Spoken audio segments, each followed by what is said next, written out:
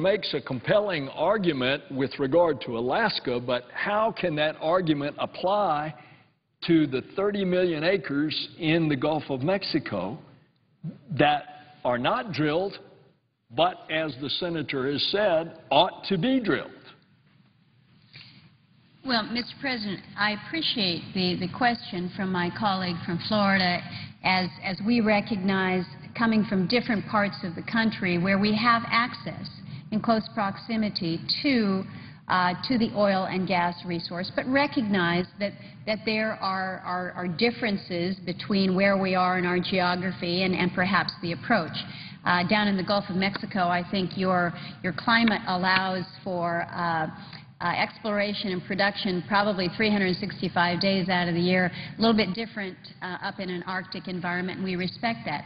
But to the Senator's question, which is a very legitimate, a very fair question, and this is why we had hoped so much that this report from the Department of Interior would have really allowed for a breakdown so that we can understand what is happening with these many, many, many thousands of leases that are out there and existing. What is the true status? To put it in idle or unused is not very clear, quite honestly. What does that mean? Are we in the exploratory phase, and so we're not in production, and what category is that in? Is this an older lease that perhaps they have determined there simply is not the, given that, for instance, you're drilling in some deep waters, extraordinarily costly, as I mentioned. These are very complex. The technologies are quite considerable. And so if you have done some exploration, but you find very, very limited or perhaps nothing, as I mentioned, we don't have that magic X that leads us right down to that, what we call in the North, the elephant finds. So I think it is important to understand what it is that we have and the status of these leases. This information is critical to us because if they are in the exploratory phase and it's just taking longer because, quite honestly, we have higher standards with the environmental permits, it's just taking more time. I think we realized after the Deepwater Horizon and a great deal of scrutiny on MMS, quite honestly, we didn't have sufficient numbers issuing permits within that agency to kind of keep up. So we need to understand where the issue is, where the problem is. There may, in fact, and I will concede here on the floor, that there may be some leases that are in existence where the producers have said, you know what, we've only got so much ability to move forward with just the financing of all of this, and so we're going to explore and produce in wells 1, 2, and 3, but 4 and 5, we are not prepared at this point in time to advance on them as quickly as we are. We think that they may have potential, but we don't know that. How can we help to facilitate that? What is it that we need? Do we need more people within MMS, now BOMER, to help expedite the permits? What does it mean to be an idle lease? What does it mean? I will just digress for one moment, if I may, because I think it is important for people to recognize that when we're talking about exploration in the Arctic, a 5-year, a 10-year time period is simply not sufficient because we cannot explore 365 days. Most times the season is limited to about 60 days during the coldest, darkest, most difficult time of the year, but that's when the ground is frozen. That's when the permits are issued for exploration. So it takes multiple seasons to even get through the exploration phase. So I think it's important to recognize that not all leases are equal. Not every lease that a producer purchases from the government actually has anything worth developing. We need to know and understand a little bit more. We had hoped that we would learn that from the Department of Interior report. Unfortunately, it didn't give the detail that we had hoped. But I appreciate my colleague's question. Mr. President, I yield the floor. Mr. President. The senator from Florida. Mr. President, as the senator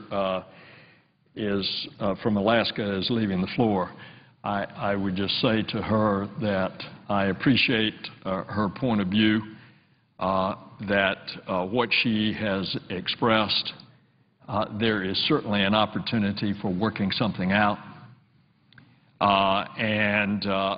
As I stated in my question to her at the outset, that I don't know, this senator doesn't know a lot about the leases in Alaska, but I certainly do know a lot about the leases in the Gulf of Mexico. And for 30 million acres in the Gulf of Mexico to go undrilled for years and years and years, where out of a total of 37 million acres are leased, but only 7 million acres are actually drilled and produced. Seems to me that there's a wonderful opportunity for a lot more production, not just in 7 million acres, but 30 million acres additionally. And that if the company that holds that lease and has held that lease for years and years is not going to drill it and produce, then let somebody else do it. And that was the theory behind this senator's sponsorship of that legislation. And as the senator from Alaska has pointed out some differences in her state, then it seems to me that this is, as the good book says, a place where people of good intentions can come and let us reason together. Mr. President, I wanted to speak on another subject, and I will tell my colleague that I'm not going to be speaking very long, that this is short, but I just wanted to bring this to the attention of the Senate. This is the Wall Street Journal from last weekend, and here is an article, Transocean Cites Safety in Bonuses. This is worth this senator reading for the record and call to the attention of the Senate. Transocean has had its best year in safety performance, that's in quotes, despite the explosion of its Deepwater Horizon rig that left 11 dead and oil gushing into the Gulf of Mexico. The world's largest offshore rig company said in a securities filing on Friday. Accordingly, Transocean's executives received two-thirds of their target safety bonus. Safety accounts for 25% of the equation that determines the yearly cash bonuses, along with financial factors including new rig contracts. Mr. President, it's hard for me to believe that. And even if it were to meet some mathematical formula of awarding bonuses to executives in oil companies, why in the world that company would not have been sensitive enough to the families of 11 people who lost their lives as a result of what the President's task force investigating the Deepwater Horizon oil explosion and spill, the task force co-chaired by our former colleague from Florida, Bob Graham, said that the main responsibility for that explosion was the fact that the blowout preventer did not work like it was designed to, and who was the owner and operator of that. Transocean. Now, as we know, there are lawsuits that are going on between BP, which had the lease, and Transocean, its subcontractor that had the equipment that was supposed to work to prevent the spill that malfunctioned. And those lawsuits are going to be going on for some period of time, sorting it out, but the investigation done by a highly respected investigative task force came to that conclusion. And here, that very same company whose blowout preventer deep on the floor of the ocean malfunctioned, caused the explosion, 11 lives lost, untold billions of dollars of damage to the economies of the Gulf states, untold who knows how many billions of dollars of damage to the marine life and the ecology of the Gulf of Mexico. And safety is cited by this company as a reason for giving bonuses to its executives. It defies common sense. It defies reason. I am sufficiently agitated about this, even with the company coming out and issuing some kind of retraction, that this senator intends to ask the Secretary of the Interior, Secretary Salazar, what authority he has to regulate not only the leases of oil and gas tracts, like BP held the lease, but also what authority he has to regulate the rig owners like Transocean and other subcontractors who actually had the responsibility for the safety of the drilling operation, and that safety did not work. And I'm going to ask, Mr. President, I'm going to ask the Environment, our Committee on the Environment, chaired by Senator Boxer. I've already talked to Senator Boxer and her staff director. I'm going to ask them to hold hearings on the questionable response, the cleanup, the environmental, and the financial practices, not only of Transocean, but its contractor, BP. What in the world is going on? Now, why do I bring BP into this? Well, not only that they held the lease, but it was interesting. Last week, the head of the Washington office of BP came in to give me an update. We had a very amiable chat, and I asked a simple series of questions. And one of the questions I asked was, with all of our people down there, many of them losing their businesses, losing their homes to foreclosure because they don't have income coming in as a result of the tourism trade that was affected by the BP spill, what was all this about? The first full payment off was a $10 million payment paid in full from the Gulf Coast Claims Facility, $10 million to a BP partner. The head of the office in Washington of BP said he didn't know. It's been in the newspaper over and over and over. I've asked the question over and over and over. I've written to the Department of the Interior as well as to BP and have received no answer to the question, why was it, I've written to the Gulf Coast Claims Facility, why was the first payment paid in full in damages done to a business partner of BP. And the representative of BP could not answer the question. So I think the Senate Committee on Environment and Public Works ought to get into that. And I'm going to also ask our Finance Committee in the Senate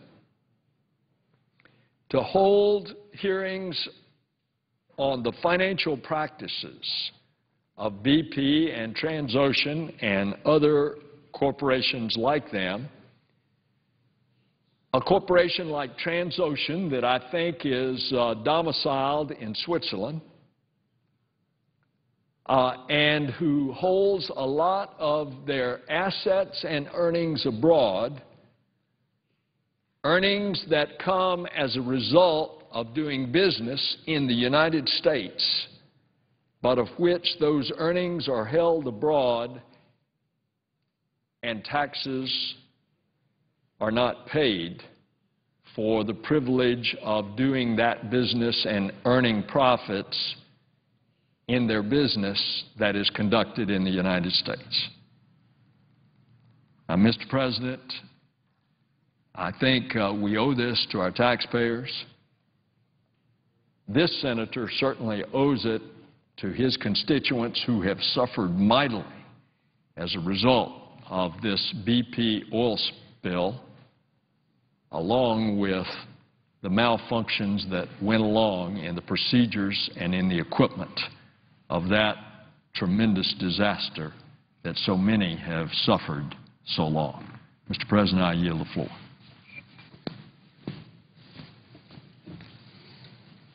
Mr. President. The senator from South Dakota. Mr. President, this Friday we run out of the current, which is now the 6th continuing resolution, short-term continuing resolution, which we've been operating on now since the end of the fiscal year, which was September 30th of last year. We started a new fiscal year October the 1st. And judging by some of the rhetoric that you've been hearing around here, you would think that somehow it was these big, bad, evil Republicans that are just trying to shut the government down with trying to get a bill passed that actually would reduce spending for the balance of this fiscal year, which would end on September the 30th. And so I just want to remind my colleagues, and I know at some point it probably gets a little bit redundant, but it's a fact. The reason we are here is because last year the Democrats in the Congress failed to pass a budget, didn't pass a single appropriation bill. So there was no budget passed last year for this fiscal year, not a single appropriation bill passed before the fiscal year ended September 30th. But even beyond that, we had a lame duck session where we were here. We were here basically from after November's election until the Christmas holiday, and never did we have a budget considered on the floor of the Senate, nor did we consider a single appropriation bill. And so the reason we're here, Mr. President, is to finish up the unfinished business of last year. This is last year's mess that we are now cleaning up. Well, we think that the voters in the election spoke pretty clearly and sent an imperative to the Congress that we want you to reduce spending. And so we have been trying, as we have attempted to fund the government through the end of this fiscal year, September 30th, to achieve some level of spending reduction. It started in the House of Representatives. They passed a bill that reduced spending by $61 billion over the previous year. And so it came over here to the Senate. We had a vote on that to reduce and trim $61 billion, and it failed. The Democrats put a bill on the floor that would trim $4.7 billion from last year's spending level, and which seemed to be completely divorced from reality about how to seriously and meaningfully address this issue of spending and debt and how to address the concern the American people have voiced about this year-over-year $1.5 trillion deficits that we're seeing, and now we're going to see even longer now. The President submitted his 2012 budget. And so, Mr. President, the reason we're here is to do last year's unfinished business, but hopefully to conclude it in a way that actually does something that matters deeply to the American people, and that is getting runaway spending in Washington under control, starting to live within our means, something that every family in America has to do, something that every small business has to do in America. And so here we are again coming up against this Friday deadline because there is resistance to reducing by $61 billion the amount that Congress spent over or below the previous year. Now, the $61 billion, if you look at the total budget, represents a little under 2%. And even if you look at it in terms of discretionary spending, that amount that we're actually appropriating for annually that is the smaller part of the budget here in Washington, it's a small percentage. We are not talking about, relatively speaking, a lot of money. I think it's reasonable. I think the American people believe it's reasonable. And yet we're having this huge meltdown around here because we don't have the political courage to do what the American people have asked us to do. And frankly, if we were to reduce spending by the amount that the Democrats proposed when we had a vote here in the Senate, it would be about the equivalent of 1 day of the debt. In other words, in this year, the amount of debt that we're going to rack up, the amount that they were talking about trimming from the budget was the equivalent of 1 single day of the federal debt, about a little over $4 billion. So it wasn't serious. Nobody could take it seriously by any objective measurement. Now, just to put it into perspective, in the last 2 years, spending has increased by about 24%. This is non-national security discretionary spending has increased by about 24% at a time when inflation was only 2% in this country. And so discretionary spending was growing at more than 10 times the rate of inflation. So it seems reasonable that we could go back to those 2008 levels indexed for inflation, which is what the proposal passed by the House that was defeated here in the Senate would do. And we've had lots of testimony from the former chairman of the Federal Reserve, Alan Greenspan, who said that he expected that we could face a debt crisis in the next 2 to 3 years, and he said there's a 50% probability of that in his opinion. We've had the chairman of the Joint Chiefs of Staff, Admiral Mike Mullen, say that the biggest threat to America's future is our national debt. The biggest threat to America's national security, I should say, is our national debt, which I think is a stunning statement coming from the highest-ranking military official in this country. So you've got people saying that you've got this potential for a debt crisis, 50% probability, that you've got this national security issue that is impacted by the level of spending and the level of debt. And then you have what I think, too, is an even more compelling argument, because everybody talks about the need to grow the economy and create jobs, and yet this amount of spending and debt, according to most of the research that's been done, suggests that we are costing ourselves as an economy about 1 percentage point of economic growth every year, which translates into about 1 million lost jobs. Now, that's a significant, as I said, body of research that's been done that studied economies over the past half-century or so that concluded that there is a correlation between debt and economic growth when your debt-to-GDP ratio reaches 90%. Well, we're there. We're there in the United States. We're well past 90%, and it's going to grow significantly more under the President's budget. So we can't wait till tomorrow to do this. We have to attack this problem every opportunity that we have. And getting a vote on a continuing resolution that actually funds the government through the end of the year but does it at a reduced level of spending makes a lot of sense.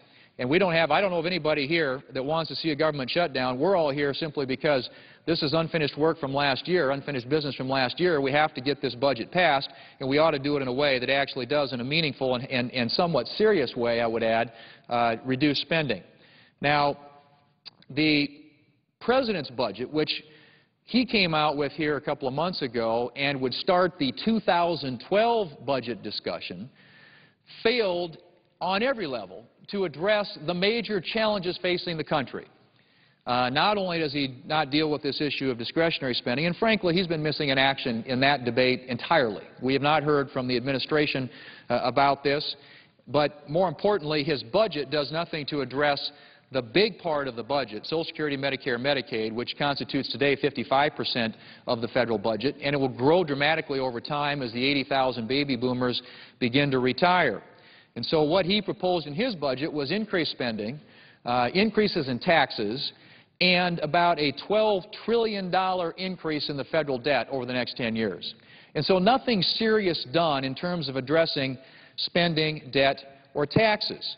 It is a colossal failure of leadership not to take on what is the most compelling and profound issue that faces this country right now, and that is this huge cloud of debt that hangs over our economy and over our children's future. Now, the President said recently that he didn't want to take a scalpel, or I should say he didn't want to take a machete to this. He thought we needed to use a scalpel. Well, what he's talking about doing, I would suggest, doesn't even constitute using a toothpick. There isn't anything in here that does anything to reduce spending or to get serious about trimming the size of the federal government. And so what happened today? The House Republicans came out with a budget. And lo and behold, it's a budget that actually reduces spending by $6.2 trillion over what the President's budget proposed, or $5.8 trillion over what the Congressional Budget Office baseline would suggest that we would spend over the next decade. It reduces debt by $4.4 trillion below the President's number, and it does it without raising taxes. Now, the first argument you heard is you got people coming out here to the floor of the Senate, and I heard some of my colleagues earlier talking about, oh, this is going to be so awful, just think of the senior citizens. Well, let me tell my colleagues, according to the House budget proposal, senior citizens aren't impacted. Senior citizens are protected from any changes in Social Security or Medicare, as are people age 55 and older. So if you're a senior citizen today or you're someone nearing retirement age, you're not impacted by this. What it does do is it makes reforms in these programs so that future generations of Americans will have those programs available to them when it comes time for them to retire. And the fact of the matter is, we all know this, if we don't deal with these parts of the federal budget, we are not serious about dealing with the future. Now, this is a serious issue. It requires a serious solution, and it requires serious leadership. And, Mr. President, we have seen none of the above from the President or his administration or the Democrat leadership here in the Congress. And so far, the only effort that's been made to address the issue of spending and debt and jobs and the economy is being done by the Republicans here in the Congress. And considering the fact that there's only one body of the Congress that's controlled by the Republicans, the House of Representatives, the Democrats control the Senate here and set the agenda, and we've got a Democrat administration, a Democrat White House, you would think that to do something of this consequence and this magnitude, it would take a bipartisan effort. You would assume that this would be a discussion, a bilateral discussion that would be occurring here between the White House and the Congress, and not just the Democrats in Congress, but the Republicans. But none of that seems to be occurring, and there doesn't seem to be any interest on the part of the President in stepping forward and putting a plan forward that actually does reduce spending, that actually does deal with this massive debt, and that actually gets serious about putting people back to work and growing the economy and creating jobs. His budget, Mr. President, as I said, increases spending by $400 billion, increases taxes by $1.5 trillion, and adds somewhere on the order of over $12 trillion to the federal debt. That's the President's budget. The Republican budget that was put forward today, and I'm sure we're not going to agree with every aspect of that, but at least it is a meaningful, serious effort. It reduces spending by $6.2 trillion over the President's number, and $5.8 trillion, again, below what the Congressional Budget Office says it will spend over the next decade. It reduces debt $4.4 trillion more than what the President has put forward. And it actually gets government spending as a percentage of our gross domestic product down under 20%. Which is where our historical average has been for the last 40 years. That's about what we've been looking at. And so it takes on these issues. And whether you like the approach or not, please, at least, let's have a discussion about this. Let's have a debate. And let's have a proposal put forward so that we have something that we can actually have a discussion about. Because so far, all we have is a one-sided discussion. The Republicans have led the debate about how to deal with the discretionary part of the budget that we're dealing with this continuing resolution on the floor today, and the Republicans now have the only proposal that's been put forward that deals with the long-term issues of Social Security, Medicare, Medicaid, tax reform, which, by the way, is an important issue to our competitiveness and to our ability to grow the economy and create jobs. All those issues are addressed in the budget that was put forward by the House of Representatives. What's been put forward by the administration isn't serious. These are serious times. They require serious leadership. They require serious solutions for the future. And, Mr. President, we aren't getting that out of the White House, nor are we getting it out of the Democrat leadership here in the United States Senate. But I hope that that will change. I hope that my colleagues here in the Senate will recognize and the President will recognize we can't afford to wait any longer.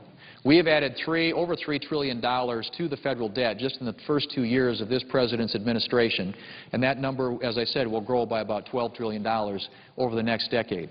The interest alone that we will pay by the year 2015 will exceed what we spend on national security. We will spend more on interest on the debt than we actually spend on the defense of this country. That is the trajectory that we are on. We cannot afford for the future of our children and grandchildren to stay on that trajectory. We have got to change the direction that we are headed in this country, and it starts now. And so I give great credit to our House colleagues. I hope that we will be able to get to a meaningful discussion here in the United States Senate about how to get spending and debt under control, how to grow the economy and create jobs, how to rein in the size of the federal government. It seems here, at least to a lot of my colleagues, must be very comfortable with spending over 25% of our GDP on the federal government because that's where we are today. And as I said before, the 40-year average is down in the 20 to 21% range, which is where the House Republican budget would take us. I think it's a good starting point. It should trigger, I hope, a discussion in this country. But I certainly would hope as well, Mr. President, that the other side, the Democrats here in the Congress and the White House, would engage the debate, enter this discussion. Please put forward an alternative instead of just coming out here and attacking, and particularly attacking in a way that is misleading and misinforming. Senior citizens are not impacted by this proposal that was put forward today. If you're 55 years and older, you are not affected by this. You keep the programs you've had today, but this does, in a meaningful way, reform those programs so that they're available to future generations of Americans, and we have a moral obligation to them to take the steps that are necessary to provide a future that doesn't saddle them with a mountain of debt. And by the way, that debt has grown from about $1,900 per person in 1970 to $44,000 per person today, and under the President's budget 10 years from now will be over $88,000 per person. That's what we're doing to the future of our children and grandchildren unless we take steps to change our direction. Mr. President, I yield the floor.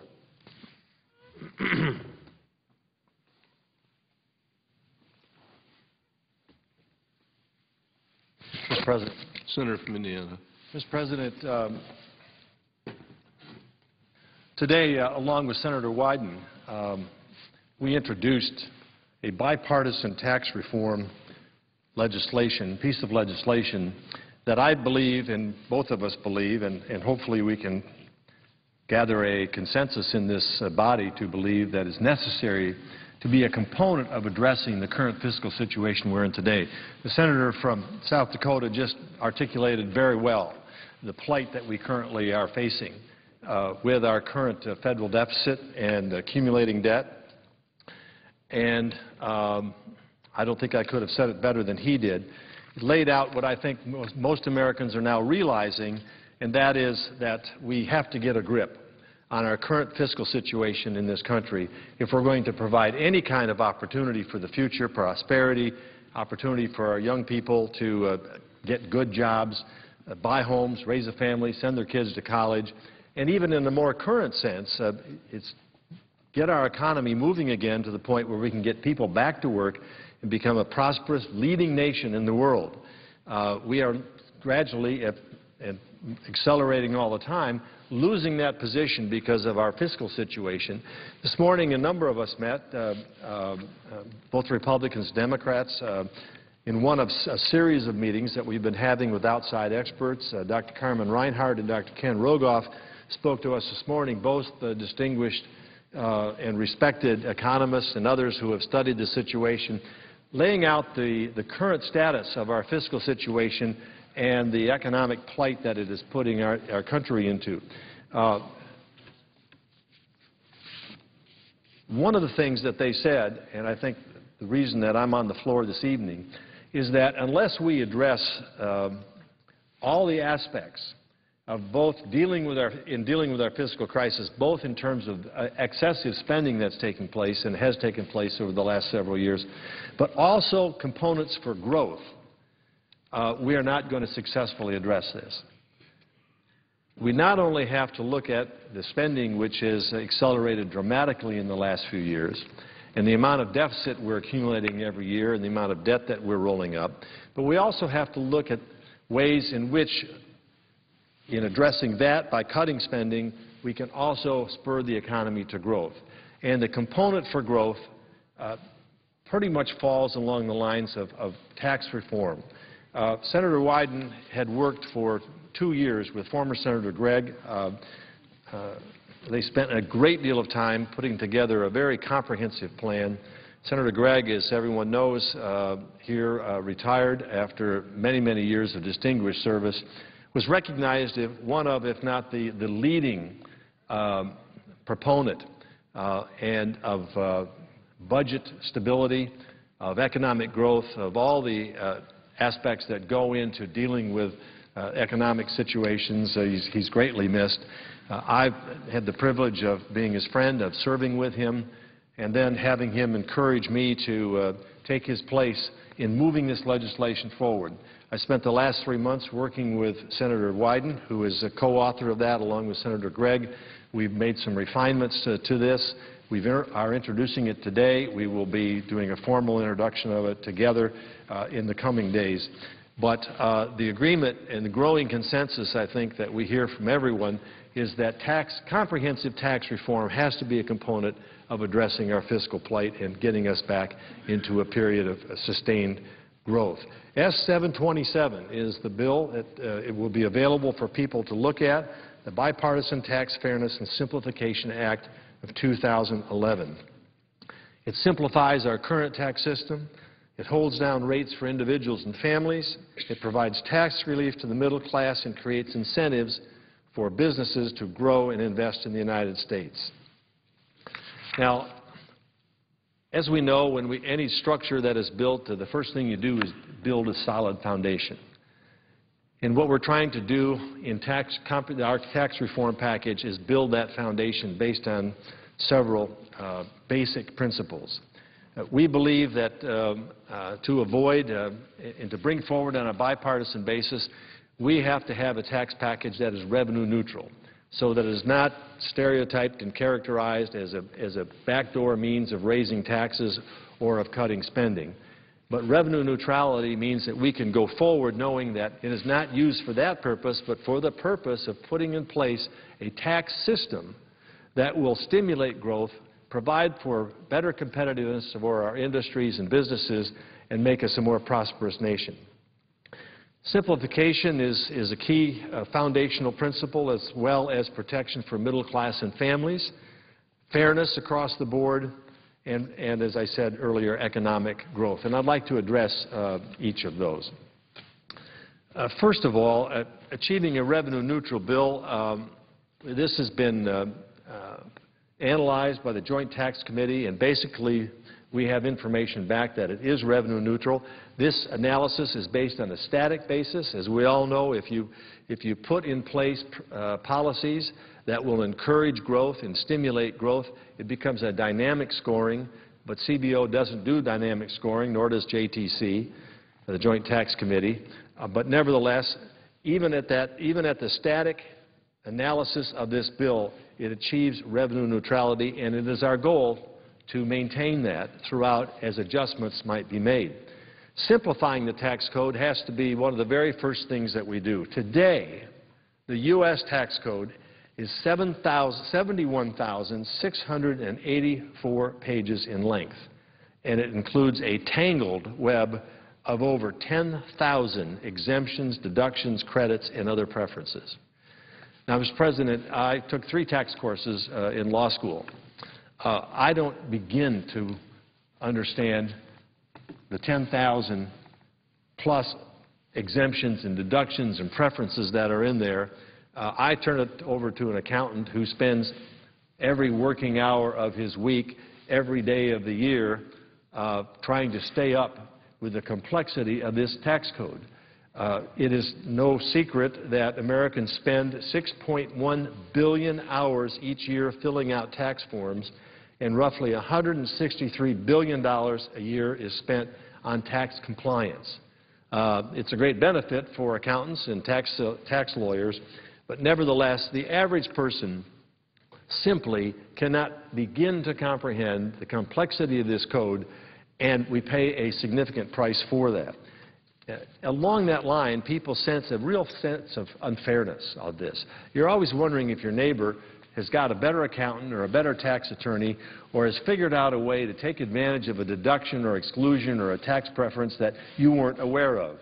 And you know, you're having coffee on April 16th and you're talking about filing your taxes yesterday and say, well, you did take a deduction for X, Y, or Z, didn't you? Or how about that extra room in your house that you use for business? Did you know that you could deduct the cost of pencils, but also driving down to pick up a latte or whatever if you meet somebody for business? I mean, this stuff just goes on and on forever, and you think, oh, gosh, I didn't know that. He got a better deal than I did. And we lose a sense of confidence in terms of the fairness of the tax system. So simplification is absolutely essential, and for a 71,000-plus page tax code, I think it's an absolute necessity.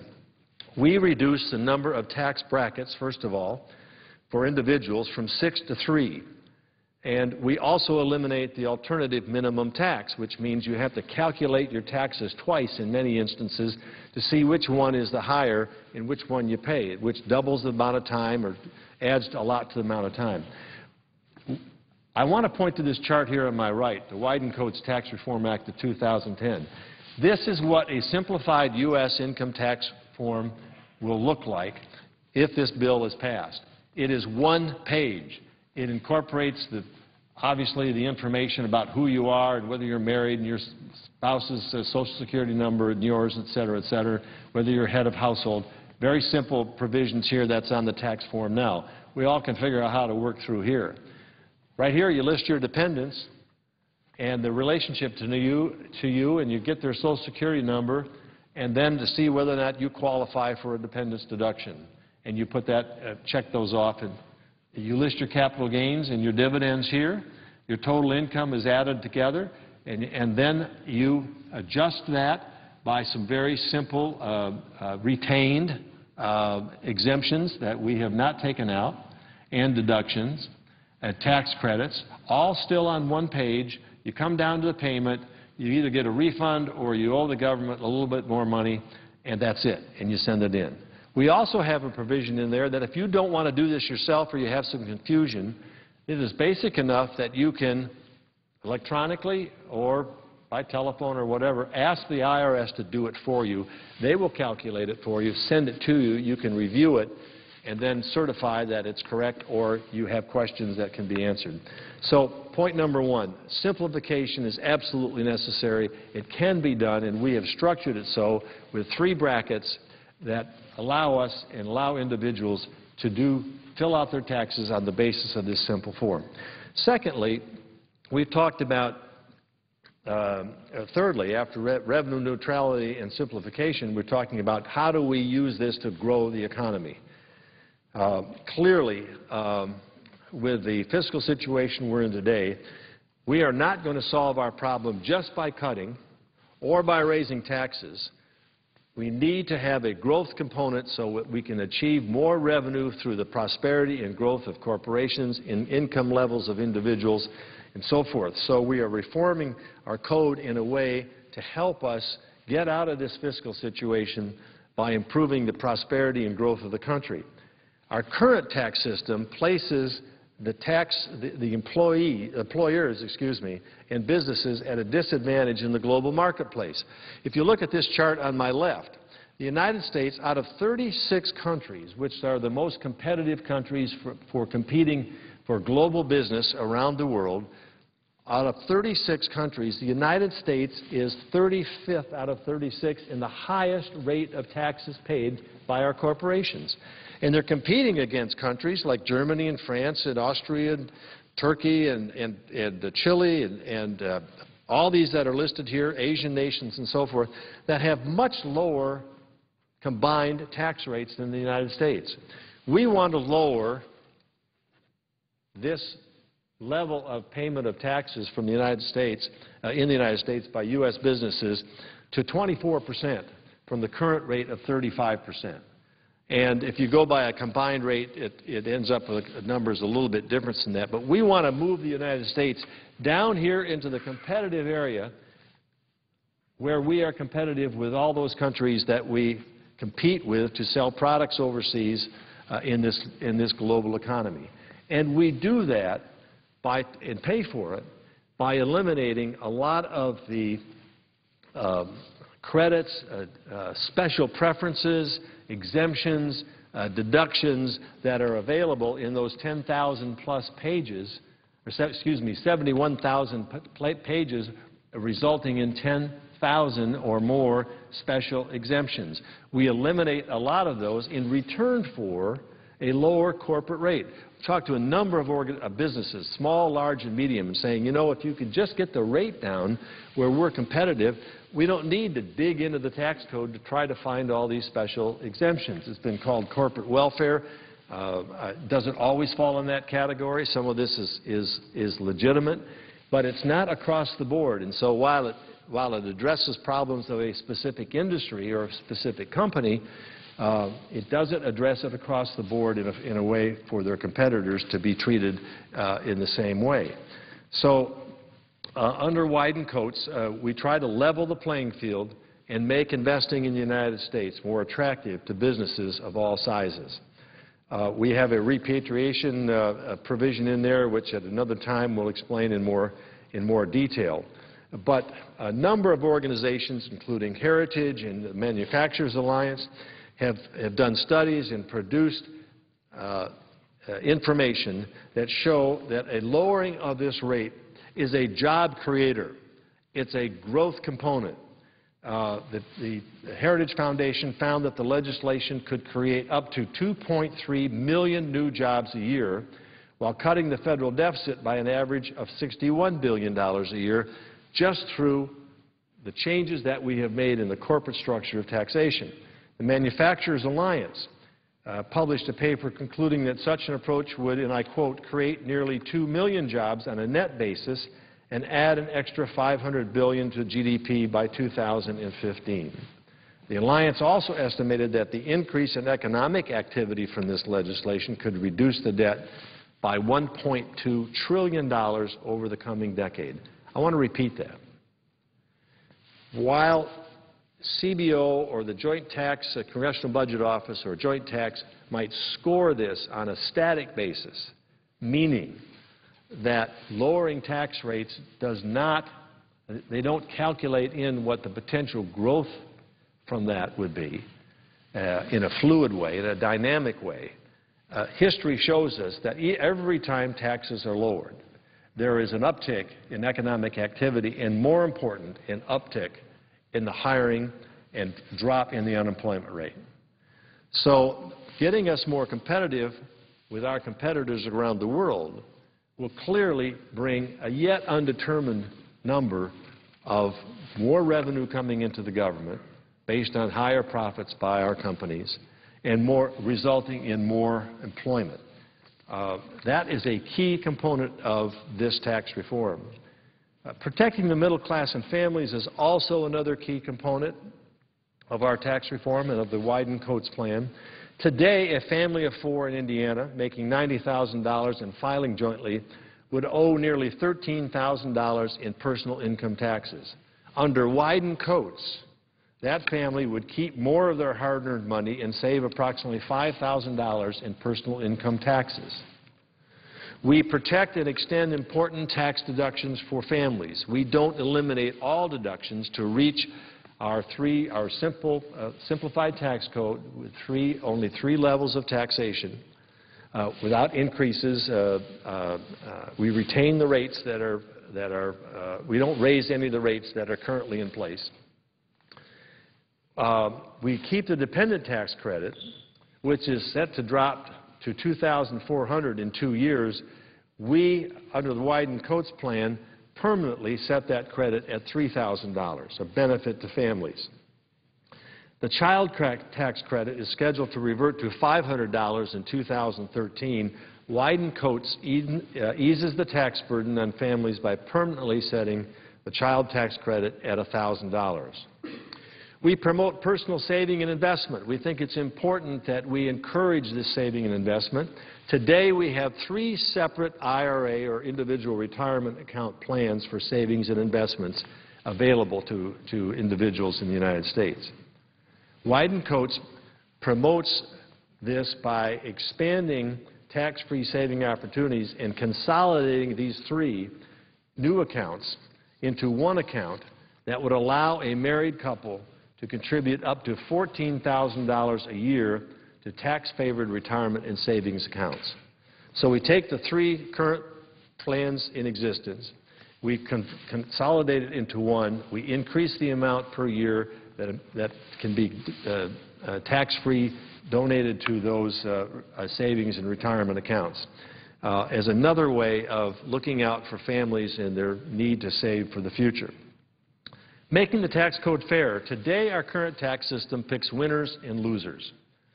Hundreds of specialized tax breaks that benefit some but not all. These credits, specialized earmarks within this tax code that we're working with today are a total $1.1 trillion. We want to eliminate under Wyden-Coates a number of those exemptions and end a number of specialized tax breaks that favor one sector of the economy or a special interest group over another. We want to level this out. Now, I recognize, and Senator Wyden also recognizes, that there will be issues with this bill, especially from groups that benefit from these special exemptions. But those special exemptions and tax earmarks often put other companies at a disadvantage, and it's time to make our system, as I said, fairer and more simple. Ronald Reagan once said, to put it simply, our tax system is unfair, it's inequitable, it's counterproductive, and all but incomprehensible. Reagan went on to say that were he living at this time, even Albert Einstein would have to write to the IRS to help him fill out his 1040 form each year. Now, it's 25 years since we have had any kind of meaningful tax reform. 1986 was the last time. During that time, our government has vastly expanded the tax code reform into a complicated, tangled web of deductions and loopholes for tax lawyers to decipher. But if we can reform this tax code and encourage job investment here at home through doing this, create more American jobs and make our country more competitive in a global market, we will have taken a major step to moving forward in terms of addressing the fiscal plight that we're currently in. Senator Wyden and I are open to suggestion. This is not set in concrete. This is not a be-all, end-all plan. We don't have all the answers to this complex problem. But we think this is an essential start to a debate that is necessary to be accompanied by other solutions that we have to bring to our current fiscal situation. And we want to put this in as a starter, as a way of saying 2 years and plus of hard work by two people who are knowledgeable about this topic. And I don't begin to bring myself up to the speed that Senator Wyden and Senator Gregg achieved in the 2+ years of very, very hard effort, but I'm trying to learn as fast as I can. We want to bring forward a bipartisan, Democrat-Republican plan which we think are based on principles that are necessary to stimulate our growth and provide fairness and simplification of our tax code. We want to provide it so that, and we're asking everybody to look at it, examine it, come to us with your questions. There will be a lot of things to like here. And there will be some constituents that will find some things that they don't like because it takes away a special exemption that they perhaps depended on. But we want to explain the basis on which we have made these decisions. We are open to suggestions as long as those suggestions allow us to retain those basic principles and maintain us at a revenue neutrality level and a fairness across the board to families and businesses and individuals throughout this country.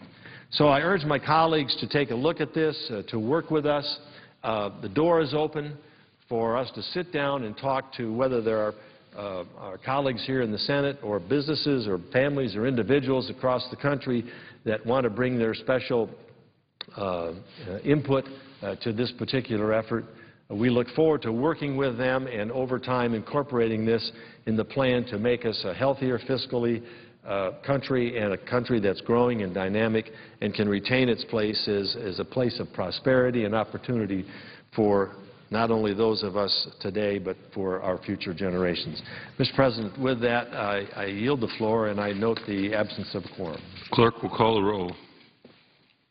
Mr. Akaka.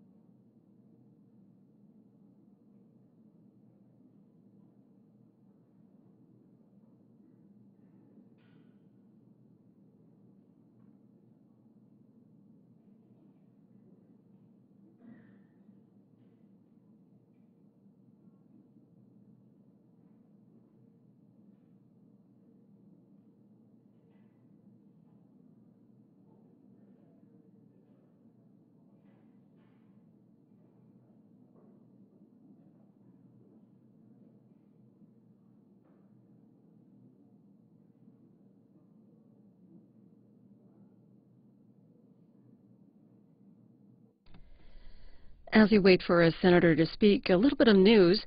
Florida Congresswoman Debbie Wasserman Schultz has been selected as the new chair of the Democratic National Committee.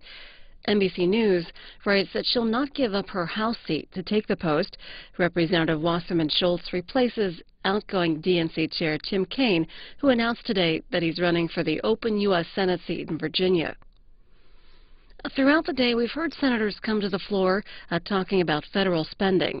House Budget Committee Chairman Paul Ryan today released the GOP's proposed budget for next year. A Congressional Quarterly writing that House Republicans unveiled an ambitious fiscal 2012 budget resolution that calls for spending cuts of about $6 trillion over the next decade and a reduction in the top income tax rate for individuals and corporations to 25%.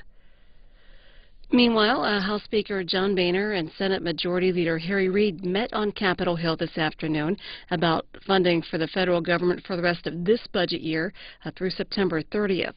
Current funding expires on Friday. After the meeting, an aide for Speaker Boehner said, quote, "The Speaker and the Senate Majority Leader sat down privately and had a productive discussion. They agreed to continue working on a budget solution." End of quote. President Obama told reporters today that if the meeting between the two leaders this afternoon did not produce an agreement, he would ask them to come back to the White House tomorrow. They met with the president this morning without reaching a deal on spending. Meanwhile, the Associated Press writes that a Pentagon spokesman says the Defense Department has not decided yet whether U.S. troops at war will be paid if the government shuts down this weekend due to the budget impasse. Pentagon Press Secretary Jeff Morrell says department leaders haven't figured out how pay would be affected, including the 146,000 service members in Iraq and Afghanistan. He says the Pentagon would continue key national security responsibilities, including fighting in Afghanistan and Iraq, and continuing operations in Libya and earthquake assistance in Japan.